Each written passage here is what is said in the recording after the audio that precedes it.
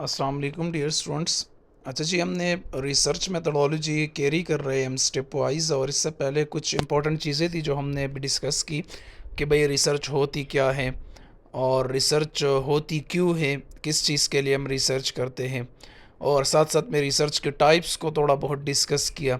Research के types के बाद हमने ये पढ़ा कि भाई आप रिसर्च आपका स्टार्ट कहाँ से होता है, मतलब जब आप रिसर्च प्रैक्टिकल परफॉर्म करते हैं तो what is the initiating point for your research. And उसके लिए हमने पढ़ा कि भाई हम प्रॉब्लम फेस करते हैं।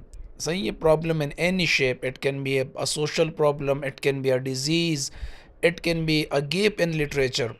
सही है, जो ऑलरेडी वर्क डन है उसमें कुछ कमी रह गई है, तो वहाँ से हम उस गैप को बेस बना के हम क्या करते हैं, रिसर्च प्रोसेस स्टार्ट करते हैं।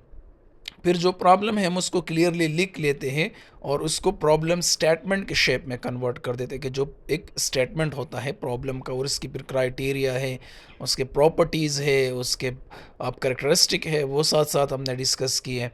प्रॉब्लम स्टेटमेंट के बाद हम थोड़ा सा हमने प्रोसेस के बारे में पढ़ा कि रिसर्च प्रोसेस होता क्या है, किस तरह होता है। साथ साथ में सैम्पलिंग के बारे में पढ़ा, सैम्पलिंग टेक्निक और सैम्पल क्या होती है और कौन कौन से टाइप्स है सैम्पल के, और किस तरह बनते हैं सैम्पल, बनता किस तरह है, सैम्पल की करेक्टरिस्टिक क्या होती है, और आइडियल सैम्पल क्या होता है।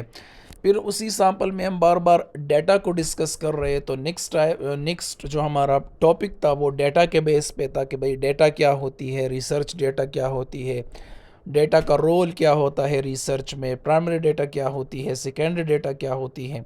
सही है, तो इन सब चीज़ों को जब आप फिर रिटन फॉर्म में कन्वर्ट करते हैं जिसको कहते हैं रिसर्च राइटिंग।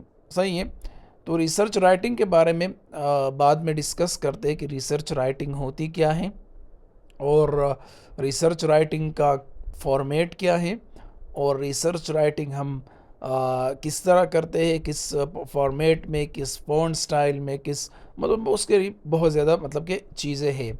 लेकिन रिसर्च राइटिंग के लिए जो जो आप कह सकते हैं कि एक एक तरतीब यूज़ होती है, या एक राइटिंग टाइप यूज़ होता है, या एक specific approach in writing use होती है, तो उसको स्पेसिफिकली कहा जाता है साइंटिफिक राइटिंग। एक हमारे पास नॉर्मल राइटिंग होती है, जिस तरह आप टेक्स्ट मैसेज लिखते हैं इंग्लिश में, जिस तरह आप फॉर एग्जांपल लेटर लिखते हैं, जिस तरह फॉर एग्जांपल आप एक एप्लीकेशन लिखते हैं, जिस तरह आप फॉर एग्जांपल कम्युनिकेशन टूल्स के लिए जनरली लिख देते हैं कुछ भी, जिस तरह आप रिपोर्ट्स वगैरह लिख लेते हैं, जिस तरह आप क्या लिख लेते हैं, कवर लेटर्स लिख लेते हैं, तो वो एक जनरल राइटिंग होती है जिसमें आप अपने बुक्स में स्टोरीज पढ़ते हैं। फॉर एग्जांपल अपने बुक में आप लेसन्स वगैरह पढ़ते हैं ना, तो वो उसको कहते हैं जनरल राइटिंग। सही है, लेकिन साइंटिफिक राइटिंग जो होती है वो इससे थोड़े से डिफरेंट चीज़ है। Scientific writing is a specifically design writing for research. Research जब आप लिखते हैं, जो रिसर्च प्रोसेस है अगर आपने उसको परफॉर्म किया और आपने इसी रिसर्च को थ्योरेटिकल चीज़ों में कन्वर्ट किया, तो आप साइंटिफिक राइटिंग की तरफ जाते हैं कि व्हाट इज़ साइंटिफिक राइटिंग। सही है, और आप लिखते साइंटिफिक राइटिंग में हैं, मतलब कि लिखना आपका जो होता है उसको हम कहते हैं साइंटिफिक। तो उसके बारे में पढ़ते हैं कि साइंटिफिक राइटिंग हमारे पास होती क्या है, और किस तरह हम साइंटिफिक राइटिंग करते हैं या लिखते हैं, साइंटिफिक तरीके से राइटिंग किस तरह करते हैं। तो इस क्लास में हम बेसिक्स ऑफ साइंटिफिक राइटिंग के बारे में पढ़ेंगे, और होप्स हो कि आपको समझ आ जाए। आपको फिर मैं कहता हूँ कि ये आप जो वीडियो रिकॉर्डेड लेक्चर्स है उसको तोरली पढ़ ले, इसके नोट्स बना ले, और यही आपके आगे काम आएंगे बहुत, यही आपके रिसर्च में भी काम आएंगे, और आपके पेपर्स और एकेडमिक्स से रिलेटेड जितने भी चीज़ें हैं रिसर्च ओरिएंटेड, उन सब चीज़ों में ये आपके काम आएंगे। चलो फॉर्मली स्टार्ट करते हैं। सही है, सबसे पहले हम स्टार्ट करते हैं फ्रॉम डिफिनीशन कि भाई हमारे पास साइंटिफिक राइटिंग जो है वो क्या है। Scientific writing represent specialize form of formal communication.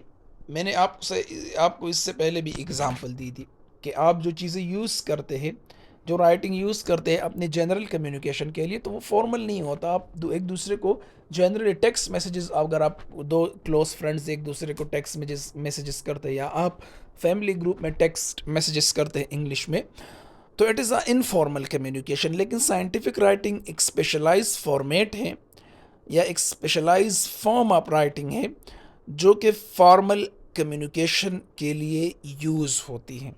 सही है। और फिर चूँकि ये स्पेसिफिकली रिसर्च ओरिएंटेड राइटिंग है कि ये हम साइंटिफिक राइटिंग स्पेसिफिकली रिसर्च के लिए यूज़ करते हैं, तो ये रिसर्च के ही स्ट्रक्चर को फॉलो करती है। ये देख ले, ये एमरेट। सही है। तो एमरेट क्या है? एमरेट आप रिसर्च फॉर्मेट भी इसको कह सकते हैं, प्रोपोजल फॉर्मेट भी इसको कह सकते हैं, क्योंकि रिसर्च भी इसी तरह लिखा जाता है जिस तरह साइंटिफिक राइटिंग की तरतीब होती है। अब साइंटिफिक राइटिंग क्या होती है? साइंटिफिक राइटिंग हर वो राइटिंग होती है जिसमें आप टॉपिक को 5 सेक्शन में कम्युनिकेट करते हैं। जो आपका टॉपिक है आपके पास, जो आपका प्रॉब्लम है आपके पास, जो आपके पास नॉलेज है, उस नॉलेज को जब आप 5 सेक्शन में डिवाइड करते हैं और उन्हीं 5 सेक्शन में उस टॉपिक को कम्युनिकेट करते हैं दूसरे बंदे के साथ, this is called scientific writing. You are following the scientific writing for your formal communication. किस तरह? सबसे पहले जब भी आप कोई प्रॉब्लम देख लेते हैं, आप रिसर्च की एग्जांपल ले लें सिंपली, क्योंकि ये रिसर्च के लिए बनाया गया तरतीब है, तो हम रिसर्च को एज एग्जांपल ले सकते हैं। तो साइंटिफिक राइटिंग जब भी आप करेंगे, सबसे पहले आप इंट्रोडक्शन की तरफ जाएंगे। What is your initiating point? आपका इनिशिएटिंग पॉइंट जो है, दिस इज इंट्रोडक्शन। इसके बाद मेथड्स, कि आपकी मेथडोलॉजी क्या है, आपने इस प्रॉब्लम को सॉल्व करने के लिए कौन से मेथड्स या कौन से अप्रोच को यूज़ किया है। सही है, जिसको मटेरियल मेथड्स का नाम भी कह सकते हैं। साथ साथ में रिजल्ट्स एंड डिस्कशंस। सही है। तो एमरेट का क्या मतलब हुआ कि जब आप अपने टॉपिक को 5 सेक्शन में कम्युनिकेट कर ले फॉर्मली इन रिटन फॉर्म, तो इसको हम कहते हैं कि आपने साइंटिफिक राइटिंग की जो फॉर्मेट है या जो फॉर्मल तरतीब है उसको आपने क्या किया है, वो आपने यूज़ किया है। ये आपका रिसर्च जो होता है या प्रपोजल होता है वो भी इसी फॉर्मेट में होता है। तो रिसर्च के लिए जो introduction, material and methods, results and discussion वाला सेक्शन आया है ना, तो ये फॉर्मेट रिसर्च की नहीं है, ये साइंटिफिक राइटिंग की है। और scientific writing is use to communicate your research proposal और योर रिसर्च थीसिस। समझ में आई बात?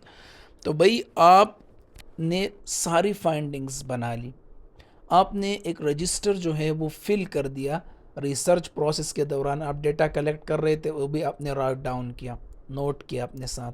आपने आप क्वेश्चनेयर्स के जितने भी चीज़ें थी वो भी आपने अपने प्रॉब्लम स्टेटमेंट को भी राइट डाउन किया। आपने अपने सारी चीज़ें जो आपके के साथ थी रिसर्च प्रोसेस में, वो आपने लिख ली अपने पास। अब जब आप इसको फॉर्मली कम्युनिकेट करेंगे तो आप इसको साइंटिफिक राइटिंग में कन्वर्ट करेंगे। अब साइंटिफिक राइटिंग में क्या होगा? सबसे पहले आप इंट्रोडक्शन लिखेंगे, फिर उसके बाद आप मटेरियल मेथड्स की तरफ जाएंगे, फिर आप रिजल्ट्स की तरफ जाएंगे, अपने फाइंडिंग्स की तरफ, एंड देन आप डिस्कशन की तरफ जाएंगे। तो ये फॉर्मेट जो है ये साइंटिफिक राइटिंग का फॉर्मेट है, और यही फॉर्मेट जो है वो रिसर्च के लिए भी है, और रिसर्च प्रपोजल के लिए भी है, और रिसर्च थीसिस के लिए भी है। तो आपने इसी साइंटिफिक राइटिंग के फॉर्मेट को अप्लाई करना है रिसर्च पे और रिसर्च प्रपोजल पे। किस तरह करते हैं ये हम डिस्कस करेंगे प्रपोजल राइटिंग में, कि जब हम प्रपोजल लिख लेंगे ना या प्रपोजल राइटिंग को डिस्कस करेंगे तो वहाँ पर फिर हम यही एमेरिट वाला जो फॉर्मेट है वो अप्लाई करेंगे। सही है। This methodological approach ensure comprehensive coverage. Point क्या है इसमें? Comprehensive coverage. जितने भी अब ये फॉर्मेट बनाया गया क्यों है? ये फॉर्मेट स्पेसिफिकली इसलिए बनाया गया है कि यही वाहिद फॉर्मेट है जो आपको कंप्रेहेंसिव कवरेज देता है। क्या देता है भाई? Comprehensive coverage. कि भाई जितना भी आपका रिसर्च एलिमेंट है, जितनी भी रिसर्च रिलेटेड चीज़ें हैं, तो वो उन सब चीज़ों को बेहतर तरीके से अगर कोई चीज़ कम्युनिकेट कर सकता है तो वो साइंटिफिक राइटिंग के ये फॉर्मेट है एमेरिट वाली। तो ये सबसे बेस्ट है, इस वजह से हम इसको यूज़ करते हैं for the sake of communication. इसके बाद हमारे पास फिर राइटिंग स्टाइल्स होती है, जिस तरह अगर आप लिखते हैं, कोई इटालिक लिखता है, कोई बोल्ड टाइप लिखता है, हर बंदे की राइटिंग स्टाइल अलग होती है। तो इसी हिसाब से जब आप रिसर्च राइटिंग करते हैं ना, तो फॉर्मेट तो यही है, स्टाइल आपका कौन सा, जिस तरह आपने times new Roman MS word में देखा होगा, कैलिब्री एमएस वर्ड में देखा होगा, सही, ये स्टाइल्स होते हैं डिफरेंट। तो उन्हीं स्टाइल्स में हमारे पास ये स्टाइल्स लोग रिसर्च फॉलो करते हैं। एपीए भी कुछ लोग फॉलो करते हैं, एमएलए भी होता है, Chicago and manual styles. Depend करता है आपकी आपकी इदारे पे, या आप फॉर एग्जांपल आप रिसर्च कर रहे हैं केएमयू में, तो केएमयू का अपना एक फॉर्मेट है प्रपोजल का और रिसर्च राइटिंग का, और वहाँ पर क्लियरली लिखा होता है एपीए स्टाइल या एमएलए स्टाइल, सही है। और ये डिपेंड करता है आपके सुपरवाइज़र पे भी कि वो कौन सा स्टाइल आपसे वो मांगना है उसने। तो एपीए स्टाइल अमेरिकन साइकोलॉजिकल या इस तरह कोई इसकी एब्रीवेशन है सिंपली। तो एपीए स्टाइल और MLA style and Chicago minimal style, ये आपके राइटिंग के स्टाइल होते हैं। तो आपने इनमें से भी कोई एक चूज करना है। Is it is core scientific writing serve is the primary vehicle for, ये वाला point, for disseminating original research through journal publications. तो ये जर्नल पब्लिकेशंस के लिए भी यही स्टाइल यूज़ होता है। अगर आप पब्लिकेशंस की तरफ जाएंगे ना, तो तब भी आप सिंपली इसी स्टाइल को यूज़ करते हैं for your research. The effectiveness of scientific writing hinges on its ability to communicate research finding with exceptional clarity and precision. Why scientific writing? Why we are choosing scientific writing? ये दो points, exceptional clarity and precision. सही है कि भाई आप जब conclusion देंगे, जब आप फाइंडिंग देंगे, जब आप प्रॉब्लम को आइडेंटिफाई करेंगे, तो आपको ऐसी राइटिंग की ज़रूरत है जो एक्सेप्शनल क्लियरिटी के साथ और प्रिसीजन के साथ प्रॉब्लम को कम्युनिकेट कर ले और उसकी सलूशन या फाइंडिंग्स दे दे। तो इसीलिए इसके लिए सबसे बेहतरीन जो तरीक़ा है वो है साइंटिफिक राइटिंग का, और हम साइंटिफिक राइटिंग यूज़ करते हैं इसके लिए। आगे इसके बारी बारी एक्सप्लेनेशन होती है, ये कोई ऐसी अजीब चीज़ नहीं है कि आपने पढ़ी नहीं होगी। ये फॉर्मल जितनी भी डॉक्यूमेंटेशन मोस्टली होती हैं वो साइंटिफिक राइटिंग पे होती हैं।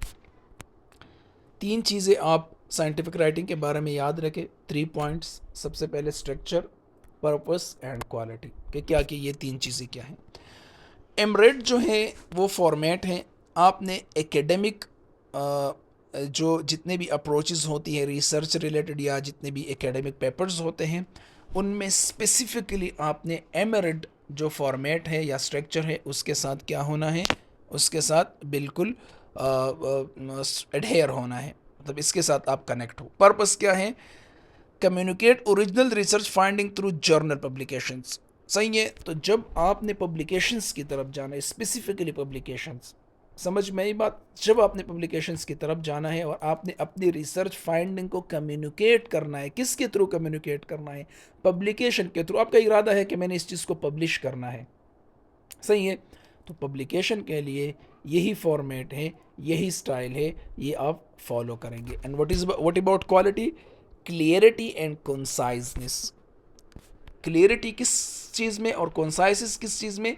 Clarity and conciseness and problem identification and conclusion. सबसे पहले साइंटिफिक राइटिंग में क्या होता है कि क्लियरली प्रॉब्लम आइडेंटिफाई हो जाता है, क्लियर आइडेंटिफिकेशन होती है प्रॉब्लम की, समझ में आई बात। और साथ साथ में क्या होता है, क्लियर कंक्लूजन में आप क्लियर होते हैं, मतलब कि जब आप सोल्यूशन देते हैं तो you are clarity and conciseness आप फॉलो करते हैं, और साथ साथ जब प्रॉब्लम एक्सप्लेनेशन देते हैं तो इन दो चीज़ों में आप क्या करते हैं, कंसाइजनेस एंड क्लियरिटी से काम लेते हैं। और ये कैरेक्टरिस्टिक जो है ये साइंटिफिक राइटिंग की है। थोड़ा सा मैं आपको डिफ्रेंशिएट करके देता हूँ कि what is the difference between scientific writing and general writing. अच्छा जी, scientific writers provide comprehensive detail necessary for readers to thoroughly understand the subject matter. This approach implies exact language that minimize figurative or imaginative expression, focusing instead on literal meaning and technical precision. बहुत बहुत एक एक word में बहुत ज़्यादा knowledge है कि भाई साइंटिफिक राइटिंग क्या होते हैं या साइंटिफिक राइटर क्या होते हैं। साइंटिफिक राइटिंग राइटर्स आपको कंप्रिहेंसिव एक्सप्लेनेशन प्रोवाइड करते हैं, रीडर्स को, जो पढ़ने वाले होते हैं उनको कंप्रिहेंसिव एक्सप्लेनेशन प्रोवाइड करते हैं विदाउट फिगरेटिव और इमेजिनेटिव एक्सप्रेशंस। मैं आपको एग्जांपल, आपने कभी नावल पढ़ा है? Novel is completely figurative and imaginative expressions. वहाँ पर जो चीज़ें होती हैं कॉम्प्लिकेटेड फॉर्म में आपको बताई जाती हैं। प्ला की एक्सप्रेशन इस तरह चेंज हो गए, प्ला की ये हो गया, प्ला मुस्कुराया, हल्की सी मुस्कुरा, ये सारी चीज़ें जो होती हैं it's not real, that is not the literal meanings, ये आप इमेजिन करते हैं, इट्स फिगरेटिव, ये एक एक एक फ्रजाइल टाइप चीज़ होती है। It's nowhere near to the tangibility या nowhere near to the reality. सही है। लेकिन साइंटिफिक राइटिंग में क्या वो चीज़ें होती है, बिल्कुल lateral meaning, actual meaning of the subject. सही है। और टेक्निकल प्रिसीजन, आपको सही बात बताई जाती है, कहानियाँ नहीं बताई जाती है आपको साइंटिफिक राइटिंग में। मैं आपको इसकी एग्जांपल बाद में एक एग्जांपल आ रही है, उससे आपको पता चल जाएगा कि what is the difference between general writing and scientific writing. Scientific writing में आप वर्ल्ड वाइड जो स्पेशलाइज्ड विकेबलरी होती है, टेक्निकल टर्म्स होते हैं जो पूरी दुनिया को समझ आते हैं, जो आपके स्लैंग लैंग्वेज नहीं होती, स्लैंग लैंग्वेज बिल्कुल ज़ीरो होती है साइंटिफिक राइटिंग में। जो लेटरल मीनिंग्स होती है, जो एग्जैक्ट मीनिंग होती है वर्ड्स की, जो नॉर्मल जो लैंग्वेज होती है, वही लैंग्वेज से के थ्रू हम क्या करते हैं, साइंटिफिक राइटिंग को कम्युनिकेट करते हैं। Targeted towards expert artist. अब साइंटिफिक राइटिंग जो होते हैं वो नॉर्मल लोगों के लिए नहीं होता, वो रिसर्च ओरिएंटेड माइंड्स के लिए होता है। अब एक बंदा है फॉर एग्जांपल, उसने कोई और डिग्री की, फॉर एग्जांपल वो उसने पाक स्टडी में एमपेल किया है, या पाक स्टडी उसने पढ़ी है, या उर्दू में पढ़ी है, या पश्तो पढ़ी है, तो वो उसका क्या लेना देना कि वो सर्च कर ले complication of local anaesthesia in patient और समथिंग लाइक दैट। सही है। अब अगर वो सर्च करेगा तो उसके सामने पब्लिकेशंस आ जाती है, और वो पब्लिकेशंस होगी साइंटिफिक राइटिंग में। तो इसके लिए स्पेसिफिक ऑडियंस होते हैं, जो फील्ड से रिलेटेड लोग होते हैं, जो एक्सपर्ट होते हैं, वही इस चीज़ को सर्च आउट करते हैं। सही है। साथ में एम्फसाइज प्रिसिशन एंड एक्यूरेसी, इसमें प्रिसिशन एंड एक्यूरेसी जो होती हैं वो बहुत ज़्यादा होती हैं, एक्यूरेट बात यहाँ पर उन्होंने की होती है। स्ट्रक्चर फॉर्मेट को फॉलो करता है, जिस तरह एमरेट, ये बहुत इंपॉर्टेंट चीज़ है। ये लास्ट वन, इसको देके ये मैं आपको एक्सप्लेन करके दूंगा कि साइटेशन एंड रेफरेंसेस। सही है। What is the difference between citation and what is references, what is bibliography, सारी चीज़ें कम्युनिकेट करूँगा आपको प्रॉपर तरीके से। साइटेशन का ये मतलब होता है कि आप रेफरेंस देंगे। क्या देंगे? रेफरेंस। अच्छा, रिसर्च में एक चीज़ आप नोट कर ले कि रिसर्च में जब भी आप कोई भी सेंटेंस लिखते हैं, चाहे वो किसी भी सेक्शन में हो, इंट्रोडक्शन में हो, मटेरियल मेथड्स हो, कुछ भी हो, लिटरेचर रिव्यू हो, तो आप हर सेंटेंस को रेफरेंस देंगे कि ये मैंने कौन से आर्टिकल से लिया है, और वो आर्टिकल आपके पास होना चाहिए। इसके अपने सॉफ्टवेयर हैं, इसके अपने एप्लीकेशन है, और आप रेफरेंसेस भी देंगे ईड में कि भाई ये मैंने कहाँ कहाँ से ये बातें ली हैं। तो साइटेशन मीन कि आप हर सेंटेंस को जब रेफरेंस देंगे तो इसको साइटेशन कहा जाता है। रेफरेंसेस इज़ अ जनरल चीज़ जिसमें आप जनरली हर आर्टिकल को इंक्लूड कर सकते हैं। अच्छा जी, और ये आप at the end of the जो आपका वो होगा थीसिस होगी, उसकी एंड में जब आप सीक्वेंस वाइज या एक टेबल फॉर्म में या पैराग्राफ फॉर्म में जब आप इसको लिखते हैं पूरे साइटेशंस को, तो इसको रेफरेंसेस कहा जाता है। अच्छा, इस पे इंशाल्लाह एक वर्कशॉप भी करेंगे, ये बहुत इंपॉर्टेंट चीज़ है रिसर्च में। मेंडले पे स्पेसिफिकली वर्कशॉप करेंगे, क्योंकि मेनली मेंडले जो सॉफ्टवेयर होता है वो साइटेशन और रेफरेंसेस के लिए यूज़ होता है। इसके बाद हम आते हैं जनरल राइटिंग की तरफ। तो जनरल राइटिंग में क्या होता है, वेकेबलरी जो होती है वो स्पेशलाइज नहीं होती, हर बंदे को समझ आ जाती, नॉर्मल आम बंदे को। पब्लिक, जनरल पब्लिक के लिए होता है, रिसर्च एक्सपर्ट के लिए या फील्ड के एक्सपर्ट के लोगों के लिए नहीं होता। इसमें क्रिएटिव एलिमेंट्स होती हैं, इमेजिनरी चीज़ें होती हैं, कहानियाँ होती है, स्टोरीज़ होती है। फ्लेक्सिबल फॉर्मेटिंग, इसमें ये नहीं होता कि आपने एमरेट फॉलो करना है, बस आप अपनी मर्ज़ी से कुछ भी लिख सकते हैं, और डिटेल और रेफरेंसेस की यहाँ पर ज़रूरत नहीं होती। तो ये डिफरेंस होती है, डिफरेंस है between scientific writing and general writing. तो scientific writing is completely and totally different from normal general writing. अच्छा जी, the fundamental distinction lie in the audience and the purpose. अब डिस्टिंक्शन कहाँ पर आ रही है या मेन जो फ़र्क है दोनों राइटिंग में वो कहाँ पर है? वो ऑडियंस एंड पर्पस, दो चीज़ें हैं, audiences and purpose. Audience and purpose का क्या मतलब है? ऑडियंस एंड पर्पस का मतलब ये है कि जनरल राइटिंग जो है वो नॉर्मल ऑडियंस को या जनरल पब्लिक को टारगेट करता है, बट साइंटिफिक राइटिंग जो है वो स्पेसिफिक रिसर्च ओरिएंटेड माइंड्स या ऑडियंस को टारगेट करता है। पर्पस क्या है? पर्पस ये है कि scientific writing is used for research related stuff and general writing is used for stories, for chatting, for communication, for informal communication। तो दोनों का पर्पस भी डिफरेंट है और दोनों की जो ऑडियंस हैं वो भी एक दूसरे से डिफरेंट हैं।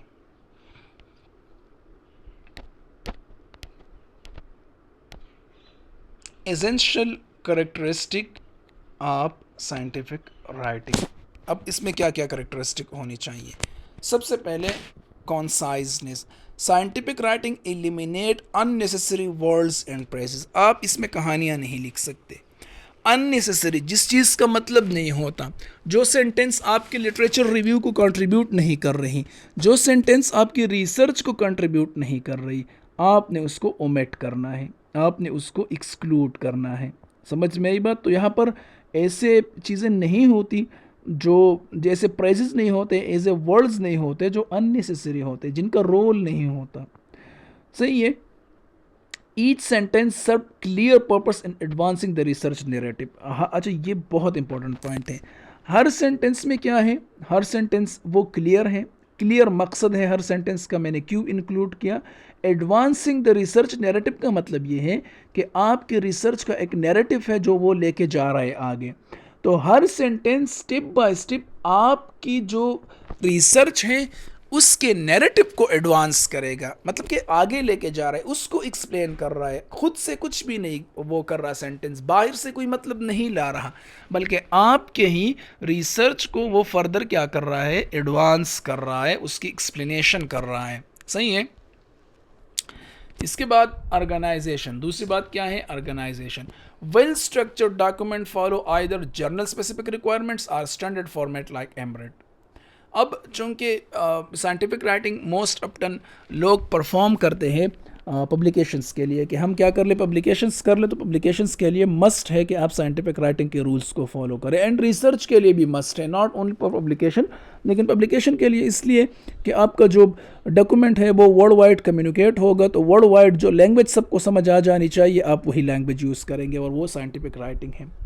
ऑर्गेनाइजेशन का मतलब ये है कि कुछ जर्नल्स जो होते हैं उनकी अपनी स्पेसिफिक रिक्वायरमेंट्स होती हैं। जर्नल जिसमें जो आप टारगेट करते हैं फॉर पब्लिकेशंस, समझ में? अगर आपने कोई जर्नल टारगेट किया है, आपने इम्पैक्ट फैक्टर को देखा है, आपने जिस तरह आप, मैं आपको एक जर्नल बहुत जर्नल्स बता सकता हूँ, जिस तरह अमेरिकन हार्ट एसोसिएशन एक जर्नल है। सही है। और तो अगर आपने उसको टारगेट करना है तो उसकी पब्लिकेशंस या पेपर या के अपने रिक्वायरमेंट्स हैं, तो उस रिक्वायरमेंट्स को भी आप फॉलो करते हैं, लेकिन वो भी बेसिकली एमेरेट बेस होते हैं, वो अपने से कुछ नहीं करता, थोड़ी हल्की फुल्की डिफ्रेंसिएशन के साथ वो फिर भी आपको प्रेजेंट करेगा एमेरेट फॉर्मेट। सही है। लेकिन हल्की फुल्की उसमें एडिशन होनी चाहिए, हो सकती है, या स्टाइल चेंज हो सकता है। कुछ एपीए स्टाइल्स अपनाते हैं, कुछ कहते हैं कि वेनकोर स्टाइल होना चाहिए, कुछ एमएलए स्टाइल, तो डिफरेंट स्टाइल्स में वो डिफ्रेंसिएशन हो सकती है। अदरवाइज सारा जो चीज़ होता है वो एमेरेट ही होता है। या आप एमेरेट जो है वो स्टैंडर्ड फॉर्मेट है, अगर आप जर्नल की कोई रिक्वायरमेंट नहीं है तो आप एमेरेट फॉर्मेट के साथ जा सकते हैं, and it's acceptable world wide. Third इसकी करेक्टरिस्टिक ये होनी चाहिए कि सिंप्लिसिटी। क्या भाई? Simplicity. Scientific writing employees straight forward language. इसमें लैंग्वेज जो होता है वो स्ट्रेट फॉरवर्ड होता है, वो इनफॉर्मल होता है, इसमें कोई इमेजिनेशन नहीं होती, इसमें कोई ऐसी साइंस लैंग्वेज नहीं होते, इसमें एक्सप्रेशंस नहीं होती, इसमें फिगरेटिव लैंग्वेज नहीं होती, इसमें जर्गोन वर्ड्स नहीं होते, ऐसे वर्ड्स जो सिर्फ आपको समझ आए या स्पेसिफिक ऑडियंस को समझ आ जाए, नहीं, इसमें ऐसे वर्ड्स होंगे जो सारे रिसर्च ओरिएंटेड माइंड्स को समझ आ जाए। सही है। अगर कोई कॉम्प्लेक्स कॉन्सेप्ट है तो वो क्लियरली एक्सप्लेन हुआ है, सही है, और उसमें टेक्निकल एक्यूरेसी होनी चाहिए। तो ये 3 आपके पास एसेंशियल कैरेक्टरिस्टिक आ गए साइंटिफिक राइटिंग के। जब आप ये सारी चीज़ें फॉलो करेंगे तो आपकी राइटिंग नॉर्मल राइटिंग से कम्प्लीटली डिफरेंट हो जाएगी। The IMRaD structure explain. फिर मैं सिंपली आपको एमेरिट स्ट्रक्चर के बारे में बता रहा हूँ कि एमेरिट स्ट्रक्चर क्या होता है। इसका पहला सेक्शन जो है एमेरिट स्ट्रक्चर का, ये वाला, ये है इंट्रोडक्शन। अब इंट्रोडक्शन क्या है? Address the fundamental research problem providing context and rationale for the study. This section articulate the gap in existing literature that research aims to fill. Introduction में आप क्या लिखेंगे जब आप रिसर्च राइटिंग करते हैं? तो इंट्रोडक्शन में सबसे पहले आप प्रॉब्लम को डिफाइन करते हैं कि मैं किस चीज़ के बारे में इंट्रोडक्शन या किस चीज़ के बारे में रिसर्च कर रहा हूँ। समझ में बात? बीच में आप थोड़ा सा रेफरेंसेस यूज़ कर सकते हैं या आप लिटरेचर रिव्यू यूज़ कर सकते हैं कि भाई बैकग्राउंड नॉलेज क्या है, बैकग्राउंड नॉलेज क्या है। दूसरा सेक्शन आपके इंट्रोडक्शन का क्या होना चाहिए? Background knowledge. Third paragraph introduction वैसे एक पैराग्राफ में लिखा जाता है, नो इसमें वो चीज़ें होती है, बट एनी हाउ मैं वैसे ही बता रहा हूँ कि थर्ड सेक्शन आपका इंट्रोडक्शन का ये होना चाहिए कि what do you want to do, आप फर्दर क्या करना चाहते हैं। सबसे पहले इंट्रोडक्शन में तो आपने अपनी प्रॉब्लम डिफाइन की, थोड़ा सा आपने उसको कॉन्टेक्स्ट दे दिया बैकग्राउंड नॉलेज का, थोड़ा सा आपने लिटरेचर रिव्यू को भी डिस्कस किया। थर्ड सेक्शन आप इंट्रोडक्शन में आप ये लिखेंगे कि मैं क्या कर रहा हूँ, मतलब कि गैप डिफाइन करेंगे और आप यही क्लियरली बताएंगे कि इस गैप को मेरा रिसर्च किस तरह फिल करेगा इन फ्यूचर। समझ में आई बात? तो इंट्रोडक्शन आपने इसी तरह लिखना है, ये मैं आपको प्रपोजल में डिटेल में बता दूंगा। दूसरा आपके पास आ जाता है ये वाला पॉइंट, दूसरा आपके पास आ जाता है मेथड्स। मेथड्स क्या होते हैं? ये आपकी डिटेल होती है मेथडोलॉजी के बारे में कि आपका जो रिसर्च है वो कौन से मेथड्स को फॉलो करता है। आपके जो क्वेश्चंस हैं ना रिसर्च के, कौन से आप मेथडोलॉजी यूज़ करेंगे इन क्वेश्चंस के आंसर्स को ढूंढने के लिए। इसका मतलब ये है कि आपका रिसर्च क्वालिटेटिव बेस है, आपका रिसर्च क्वांटिटेटिव बेस है, आपका रिसर्च स्टडी डिज़ाइन क्या है, स्टडी टाइप क्या है, आपका रिसर्च क्रॉस सेक्शनल है, आपका रिसर्च जो है वो केस कंट्रोल है, कोहार्ट है, व्हाट काइंड ऑफ रिसर्च, सही है। तो ये आप फिर वो स्टडी टाइप सिंपली, सही है, तो आप ये डिस्कस करेंगे मेथड्स में, सही है, कि मैं ये रिसर्च ये मेथडोलॉजी यूज़ कर रहा हूँ इस प्रॉब्लम को सॉल्व करने के लिए। इस तरह लोग लिखते हैं ना मेथडोलॉजी में कि this research will use observational cross sectional study to answer the questions. समझ में आई बात? या एक्सपेरिमेंटल रेंडमाइज कंट्रोल ट्रायल्स या एक्सपेरिमेंटल केस कंट्रोल स्टडीज़, सही है। तो आप डिफरेंट लिख सकते हैं, ये आपके मेथडोलॉजी में आएगा। थर्ड, आप अपने फाइंडिंग्स को कम्युनिकेट करेंगे। जो फाइंड्स आपके पास आ जाती हैं ना थर्ड में, कि आपने जो फाइंडिंग्स निकाली हैं डेटा से, और डेटा के एनालिसिस के बाद जो आपके पास रिजल्ट्स आ गया है कि आपके पास क्वेश्चंस आ गए हैं, तो आंसर्स आ गए, तो आप इसी आंसर्स को लिख लेंगे, कम्युनिकेट कर लेंगे, और एग्जैक्टली जो इनिशियल या रिसर्च के स्टार्ट में जो क्वेश्चंस आपने रखे थे उसी हिसाब से आप एट द एंड उन स्पेसिफिक क्वेश्चंस को after thorough research process answers देंगे, और इसी आंसर्स पे एट द एंड फिर क्या होगी? डिस्कशन। इसी आंसर पे फिर क्या होगी भाई? डिस्कशंस होगी। फोर्थ स्टेप में इस पे क्या होगी? डिस्कशंस। क्या होगा कि interpret result with broad context of research literature explaining what the finding mean and their application for the field.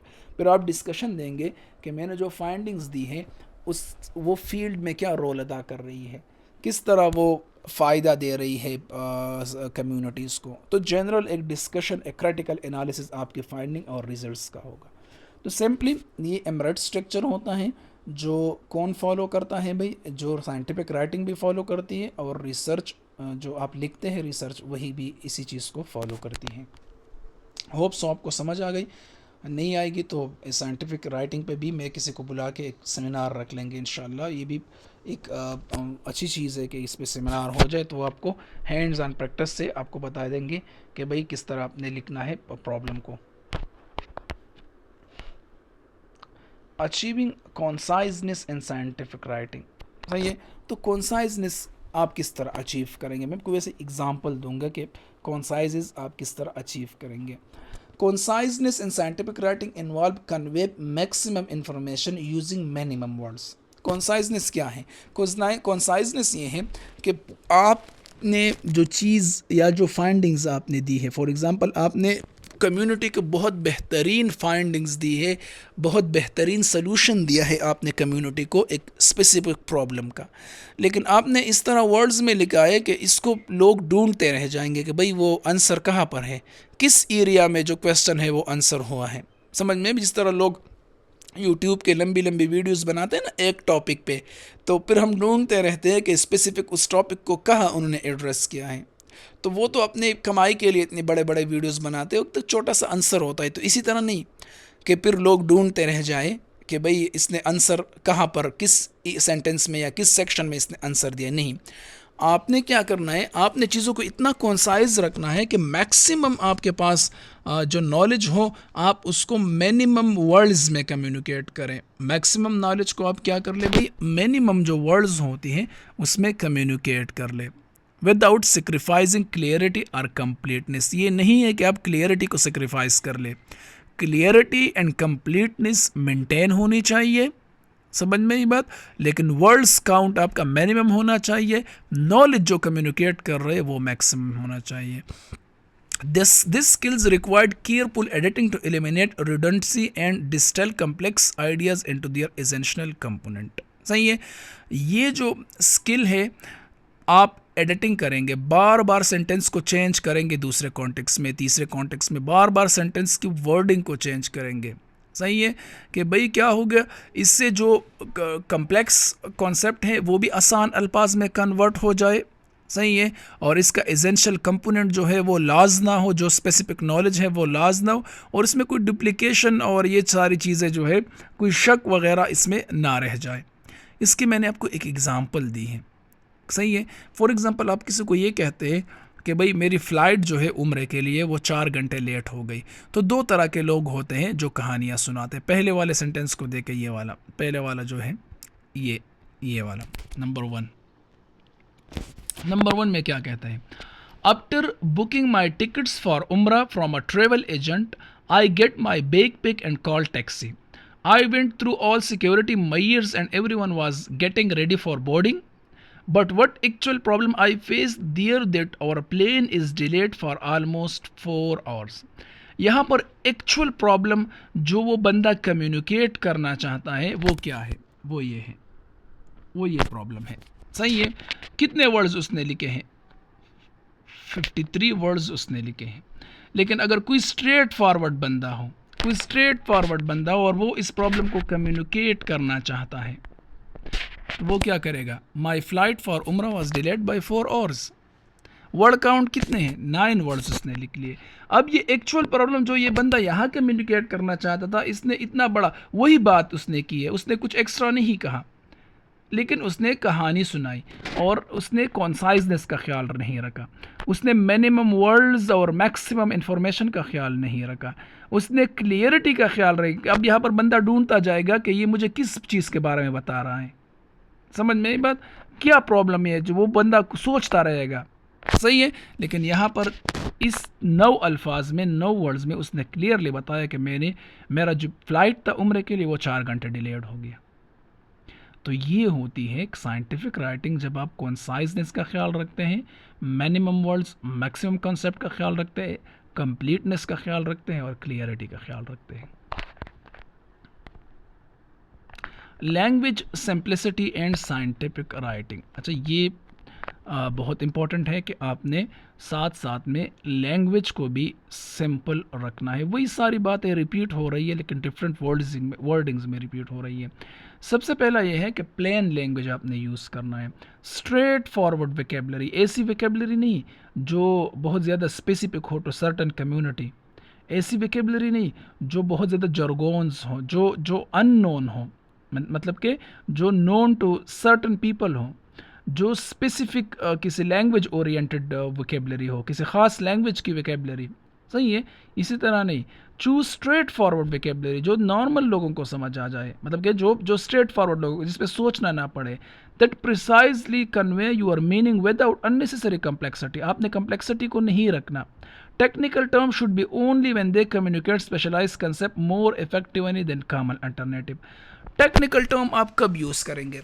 Technical term आप तब यूज़ करेंगे जब वो टर्म जो है वो स्पेसिफिक आपके जो आपका कॉन्सेप्ट है ना, वही टर्म उसको स्पेसिफिकली कन्वे कर सकता है, दूसरा कोई टर्म कन्वे नहीं कर सकता. अब मैं आपको एग्जांपल देता हूँ किस तरह.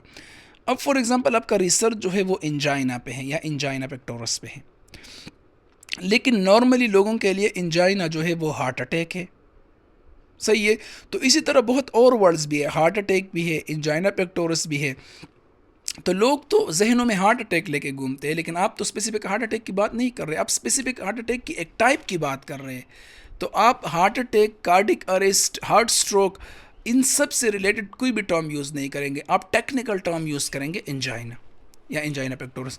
तो अगर आपका जो कॉन्सेप्ट है वो टेक्निकल टर्म सही तरह से कम्युनिकेट कर सकते हैं, तो फिर आप टेक्निकल टर्म को यूज़ करें, ना कि जनरल जो नॉर्मल लैंग्वेज होती है हार्ट अटैक या सिंपल जो वर्ड्स होते हैं उसको फिर ना करें. क्यों? क्योंकि आप हार्ट अटैक की बात नहीं कर रहे, आप सिंपली इंजाइना की बात कर रहे हैं. Avoid flowery language. सही है. ऐसी लैंग्वेज यूज़ ना करें जो थोड़ी सी दिखने में अच्छी हों, जो मतलब कि पढ़ने में अच्छी हों, जो फ्लावरी हो, फ्लावरी. सही है. गुलाबी, इसको कहते हैं गुलाबी इंग्लिश या गुलाबी लैंग्वेज, जो हम नॉर्मली भी कहते हैं ना, यहाँ पर भी लिखा है कि अवॉइड फ्लावरी लैंग्वेज. सही है. इसकी मैं क्या आपको एग्जांपल देता हूँ. हमारे यहाँ आपकी सीनियर में एक ग्रुप था, वो रिसर्च लेके आए थे. तो उनका रिसर्च था शुगर कंजम्पशन जो होती है ना, शुगर या carbohydrate consumption and its effect on caries या डेंटल केरीज. सही है. तो उन्होंने एक पैराग्राफ टाइटल इस तरह लिखा था, स्वीट टेस्ट सोर कॉन्सिक्वेंसेस. सही है. स्वीट टेस्ट सोर कॉन्सिक्वेंसेस. तो अगर अब मैं आपको बता दूं कि स्वीट टेस्ट और सोर कॉन्सिक्वेंसेस, तो आपको कॉन्टेक्स्ट का पता ही नहीं चलेगा कि ये किस चीज़ के बारे में बात हो रही है.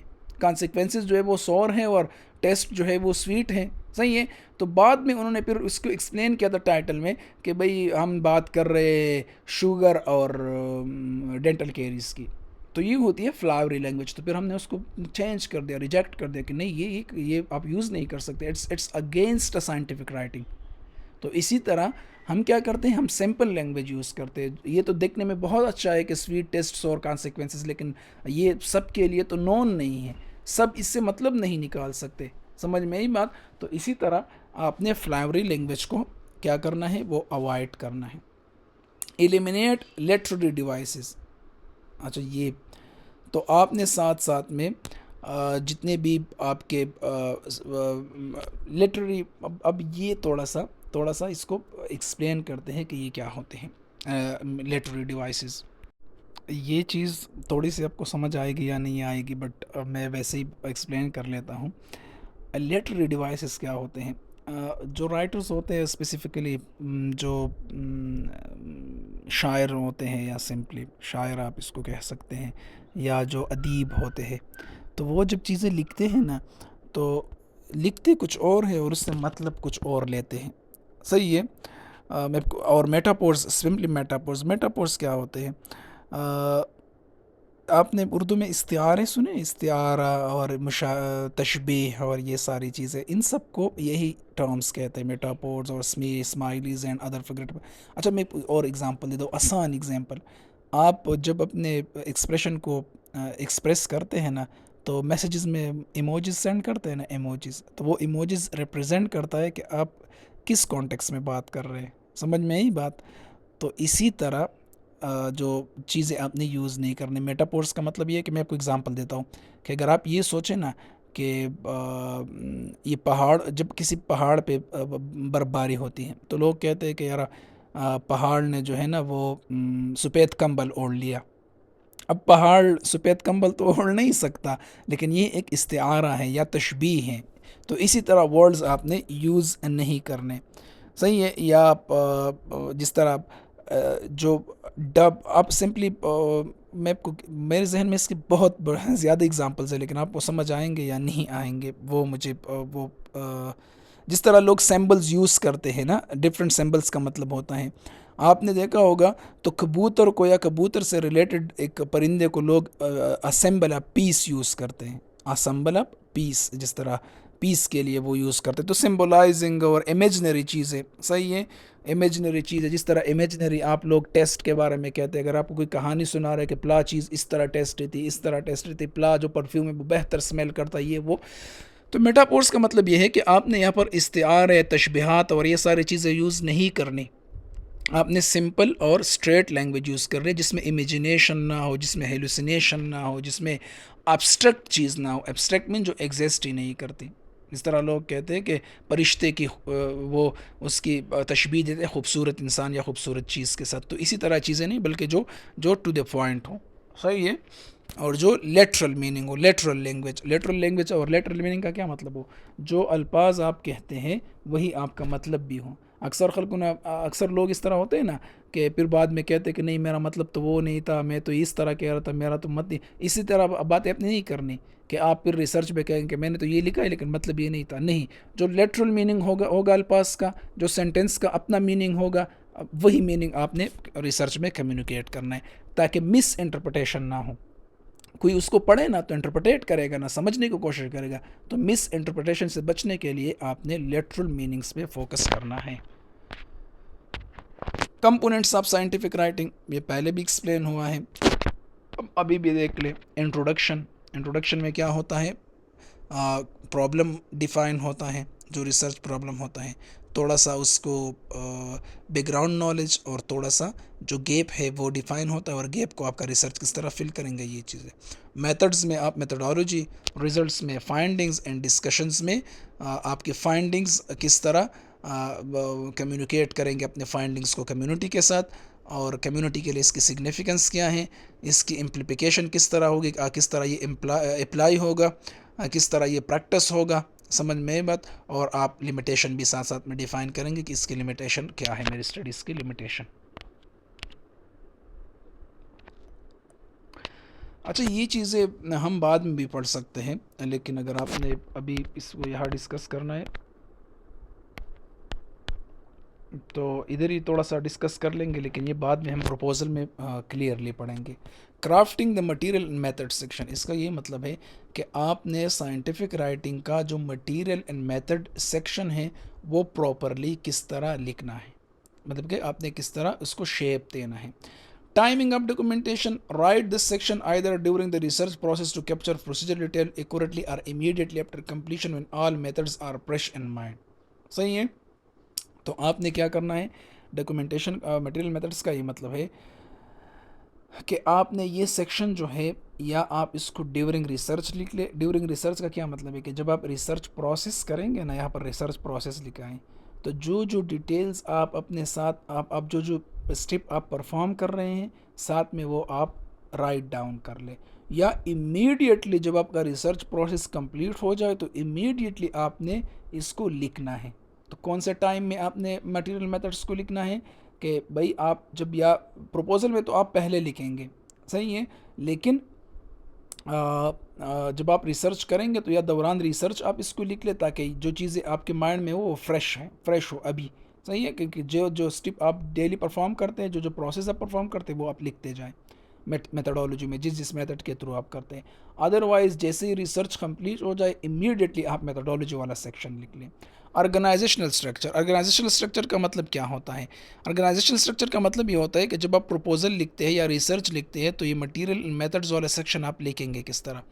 मैं तो यहाँ पर इस तरह कहता हूँ कि ये स्लाइड हम छोड़ दें, क्यों, क्योंकि ये फिर थोड़ा सा प्री वो हो जाएगा। इसके बाद वाले टॉपिक में हम ये पढ़ लेंगे कि हमने इसको किस तरह लिखना है, सही है, क्योंकि अब मैं आपको प्री मेच्योर अगर चीज़ें बताऊंगा तो फिर यह है कि आपको समझ भी नहीं आए। आप सिंपली साइंटिफिक राइटिंग को समझ लें, मेथडोलॉजी जो होती है लिखने की वो हम इस नेक्स्ट स्लाइड में पढ़ लेंगे, नेक्स्ट टॉपिक में पढ़ लेंगे।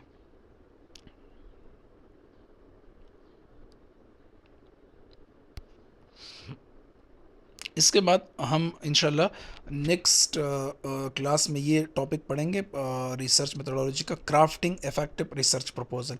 तो रिसर्च प्रपोजल में आपके ये दोनों स्लाइड जो है वो क्लियर कवर हो जाएंगे कि आपने मटेरियल मेथड सेक्शन को लिखना कब है, किस तरह लिखना है, और साथ साथ में आपके स्टाइल गाइडलाइंस जो होंगे कि कौन कौन से स्टाइल्स को आपने अपनाना है।